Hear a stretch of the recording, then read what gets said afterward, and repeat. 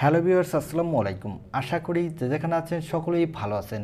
Samsung তাদের বহুল কাঙ্ক্ষিত সিরিজ সিরিজের A33 5G ফোনটি আজকেই বাংলাদেশের মার্কেটে অফিসিয়ালভাবে লঞ্চ করে দিয়েছে এবং এই ফোনটির 8/128GB ভ্যারিয়েন্টের দাম রেখেছে 37,599 টাকা। তো আজকের ভিডিওতে আমরা এই ফোনটি নিয়ে ফুল ডিটেলস আলোচনা করব। এই ফোনটি যে দামে লঞ্চ হয়েছে এই দামে কি আপনার নেওয়া ঠিক হবে কিনা, বা এই ফোনটির ভালো কোনো বিকল্প বর্তমান মার্কেটে আছে কিনা, থাকলে কি ফোন আছে। সো এই সকল বিষয়ে ফুল ডিটেল জানিয়ে দেবো মূল ভিডিওতে। তাই আপনাকে বলবো ভিডিওটি শেষ পর্যন্ত কন্টিনিউ করার জন্য। তবে মূল ভিডিওতে যাওয়ার আগে আপনার কাছে ছোট্ট একটি রিকোয়েস্ট, আপনি যদি আমাদের চ্যানেলটি প্রথমবার ভিজিট করে থাকেন তাহলে প্লিজ আমাদের চ্যানেলটি সাবস্ক্রাইব করে পাশে থাকা বেল আইকনটি প্রেস করে রাখবেন। আর অলরেডি সাবস্ক্রাইব করে থাকলে থ্যাংক ইউ সো মাচ। প্রথমে আমরা এই ফোনটির লুক ও ডিজাইন নিয়ে কথা বলবো।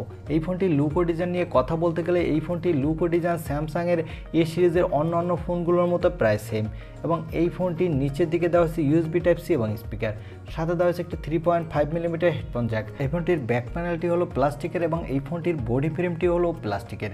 তো এই ফোনটির লুক ও ডিজাইন আমার কাছে ওভারঅল মোটামুটি লেগেছে, ততটাও বেশি ভালো লাগেনি, কেননা এখানে স্যামসাং সেই পুরনো ডিজাইনই দিয়েছে। এবার আসা যাক এই ফোনটির ডিসপ্লে সেকশনে। এই ফোনটিতে ডিসপ্লের জন্য দেওয়া হয়েছে 6.4 ইঞ্চি মাপের একটি সুপার অ্যামোলেড ডিসপ্লে উইথ 90 হার্টজের রিফ্রেশ রেট, এবং এই ডিসপ্লেতে দেওয়া হয়েছে কর্নিং গোরিলা গ্লাস 5-এর প্রোটেকশন। এবং এই ডিসপ্লেটি হলো একটি ওয়াটারপ্রুফ নচ কাটিং ডিসপ্লে।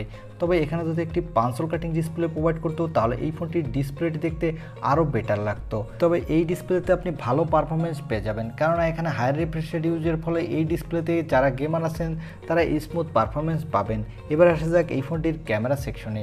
এই ফোনটির ব্যাক সাইডে দেওয়া হয়েছে কোয়াড ক্যামেরা সেট আপ, যার প্রাইমারি লেন্স হলো 48 মেগাপিক্সেলের, সাথে দেওয়া হচ্ছে একটি 8 মেগাপিক্সেলের আলট্রা ওয়াইড অ্যাঙ্গেল লেন্স, এবং যথাক্রমে দেওয়া হচ্ছে 5 মেগাপিক্সেলের ম্যাক্রো এবং 2 মেগাপিক্সেলের ডেপথ সেন্সর। এই ফোনটির ব্যাক সাইডে ক্যামেরা দিয়ে আপনি 4K-তে 30 FPS পর্যন্ত ভিডিও রেকর্ড করতে পারবেন, সাথে ভালো মানের ফটোগ্রাফিও করতে পারবেন। এখানে দেওয়া হচ্ছে একটি 13 মেগাপিক্সেলের সেলফি ক্যামেরা। এই ক্যামেরাটিতেও আপনি ফুল HD+ ভিডিও রেকর্ড করতে পারবেন। আশা করছি এই ফোনটির সামনে পিছনে দুই ক্যামেরা দিয়ে আপনি ভালো মানের ফটোগ্রাফি এবং ভিডিওগ্রাফি পেয়ে যাবেন, কেননা আমরা সবসময় দেখে থাকি যে স্যামসাং ব্র্যান্ডের ফোনগুলোর ক্যামেরা কোয়ালিটি কিছুটা বেটার হয়ে থাকে অন্য ব্র্যান্ডের ফোনগুলোর থেকে। এবং এই ফোনটির পাওয়ারের কথা বলতে গেলে এখানে দেওয়া হচ্ছে এক্সিনোসের 1280 5G প্রসেসরটি। এই প্রসেসরটি একটি 5nm আর্কিটেক্টেবল, এবং এই প্রসেসরটি দিয়ে আপনি PUBG, Free Fire, Call of Duty, Asphalt 9-এর মতো বড় গেম হাই সেটিংসে স্মুথলি প্লে করতে পারবেন কোনো প্রকার ল্যাগিং ইস্যু ছাড়া, সাথে ভালো মাল্টিটাস্কিং এক্সপিরিয়েন্সও পেয়ে যাবেন। এই ফোনটিতে আউট অফ দ্য বক্স দেওয়া হচ্ছে অ্যান্ড্রয়েড 12, এর ব্যাকহ্যান্ডে দেওয়া হচ্ছে One UI 4.1। এই ফোনটিতে সিকিউরিটির জন্য দেওয়া হয়েছে ইন ডিসপ্লে অপটিক্যাল সেন্সর, আর এই সেন্সরটি ভালোই ফাস্ট হবে। এবং এই ফোনটিতে ব্যাটারির জন্য দেওয়া হয়েছে 5000 mAh একটি ব্যাটারি, সাথে দেওয়া হয়েছে 25 ওয়াটের একটি ফাস্ট চার্জার। এই ফোনটির 4টি কালার ভেরিয়েন্টে মার্কেটে পাওয়া যাবে, এবং এই ফোনটি 3টি র্যাম ভেরিয়েন্টে মার্কেটে পাবেন। তবে অফিসিয়ালভাবে একটি র্যাম ভেরিয়েন্টে মার্কেটে লঞ্চ হয়েছে। এর 8/128GB ভেরিয়েন্টটির আগেই তো বলেছি দাম রাখা হয়েছে 37,599 টাকা। তবে আমার কাছে মনে হয়েছে এই দামটি একটি ওভার প্রাইস, কেননা এই ফোনটির 8/128GB ভেরিয়েন্টটি ইন্ডিয়ার দাম রাখা হচ্ছে 24,999 রুপি। তাই এই ফোনটির দাম যদি বাংলাদেশের মার্কেটে 8/128GB ভেরিয়েন্টটি 32 থেকে 33,000 টাকার মধ্যে হতো তাহলে এই ফোনটি একটি ভালো ডিল হতে পারত আমাদের জন্য।